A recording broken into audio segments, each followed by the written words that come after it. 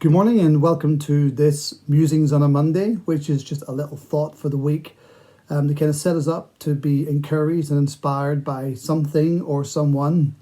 My name's Trevor and I'm the officiating minister at Fenton Nazarene, and I'd just like to share this little thought. I know what you've been captivated with over the weekend. Certainly there have been some very interesting breaking stories in the news that relate to the government and to the health secretary. Although tempted, I'm not going to go into that story at all. Maybe you've been watching the Euro 2020 Championship, which is of course played this year, for its cancellation last year. And if you're a sports fan, you'll have loved the festival of football. So bad luck to Wales and bad luck to Scotland. And England are the home nation, and good luck to them as they play their great foe in football, Germany, this week.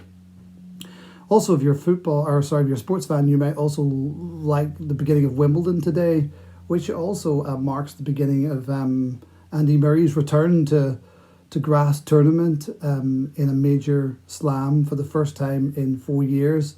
And he's struggled with great adversity in recent years with injury and setback after setback after setback, but has tried to show a determination to do his best even with his injury. But the story I really like to think about is one that didn't make the news and one that many people will not be aware of. And this is the story of Helen Keller. Helen Keller was a remarkable woman. She had written a whole series of books and was a Harvard University taught graduate, and she attained a BA degree there, and she went on to do further studies and made significant contributions to pacifism, to socialism, to working with rights for disabilities. She campaigned politically on all sorts of issues, challenging war at every front, writing books that were so controversial that the Nazis burned them because she was against fascism and oppression. She also campaigned primarily in her life for disability. The reason for that is that her story is quite remarkable. For when she was born on June the 27th, 1880, hence the reflection today, because yesterday was the commemoration of her birth, and she was born in the States and there's a celebration of her life there. When she was born, she developed at the age of 1 through meningitis or something similar, a debilitating eyesight problem that actually led her to be completely blind at the age of about 18 months. And she lost her sight completely, which was a devastating thing, of course, for her as a child and her whole family. Also linked with that was the loss of an ability to speak. And as a very early child, she was tried to be encouraged and helped to develop her speech because of the loss of her sight.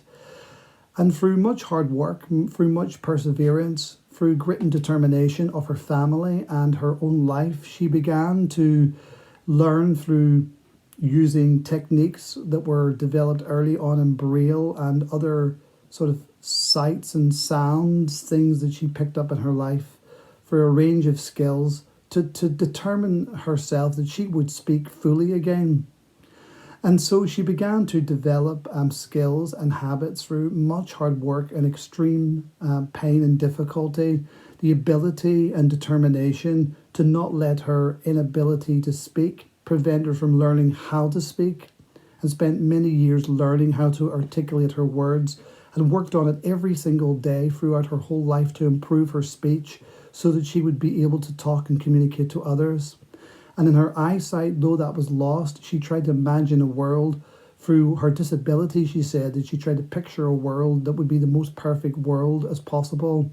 And she committed herself to, forms of Christian faith and other things that associated with her way of living, which was a way of campaigning for those who suffered disability in all shapes and form. She was awarded many wonderful things in her life, but by her own effort and her own determination, she managed to get this BA in Harvard as the first person ever who was blind and who could not speak to achieve this feat, which was unbelievable. And she went on from there to write a whole series of books, 14 books in total, and gave hundreds of speeches and wrote many essays on all sorts of topics ranging from animals to Mahatma Gandhi, to disability, to women's suffrage, to labour rights, to world peace.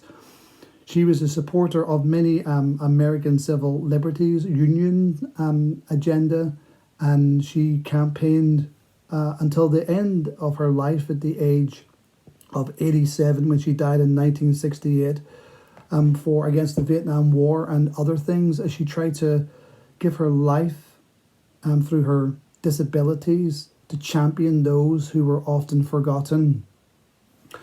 One of the things that she said in one of her quotes was that she had learned that it was through adversity and through disability that she could actually become strong, that she turned the idea of weakness on its head in order that she would see weakness as a strength. And although she would have, I'm sure, not wanted to have been blind and had been, able to speak for so many years of her life properly, she wanted to use what she called was her infirmities, her disabilities. She wanted to use them in a way to realize that there is strength in those, and her life was shaped and enabled her to do all of the things she did, not because of her disabilities, but by using those disabilities in a way to enter into the sufferings of others. There's a story in the book of the Bible called Corinthians, where another well-known person, one of the key founders of Christianity after Jesus, Paul, talks about some of the difficulties that he had and how he learned through God's help, just like Helen Keller, to turn the disabilities into opportunities for God's strength to be made manifest in weakness. So he says that a messenger, a thorn in his flesh, probably some form of illness he's referring to here, came to torment him. He says, 3 times I pleaded with the Lord to take it away from me. But he said to me, my grace is sufficient for you, for my power is made perfect in your weakness. Therefore I will boast all the more gladly about my weaknesses, so that Christ's power may rest on me. That is why, for Christ's sake, I delight in my weaknesses, and also in insults, in hardships, in difficulties, in persecutions. For when I am weak, then through him I am strong.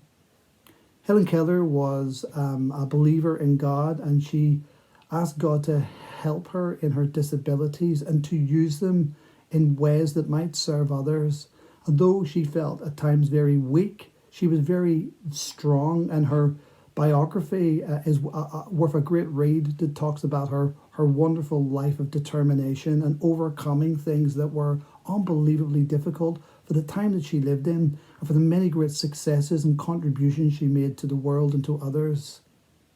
And so too with Paul, a man who seemed to be struggling with some form of weakness all his life. He, rather than saw it as a hindrance, it led him to a place where he depended more upon God's strength to use his weaknesses as well as his strengths to serve other people, so that they too might know the power and strength of God in their own weakness. And so with that, I close, and hopefully you'll maybe look out the story of Helen Keller, read a little bit more about her life, a great story for kids, a great story for adults as well, and her significant contributions. And as she said, and as Paul says, that it's when she was weak that she had the strength of God to help her through her weaknesses, to use those very weaknesses to become some of her greatest strengths. I think all of us have got different weaknesses in our life, maybe physical or emotional or mental. It may be a whole range of things that we kind of feel that there are our Achilles heels, or the things that maybe we wished weren't there. We don't understand why they've come into our life. But the story of Helen Keller, and the story of Paul, and the story of the Christian faith actually, which is centered on a Saviour that's crucified in weakness, is that through the power of God's resurrection, through the new life breaking in that we can receive when we ask Christ to be with us, then his strength can be made perfect, not in our strengths, but in our weaknesses.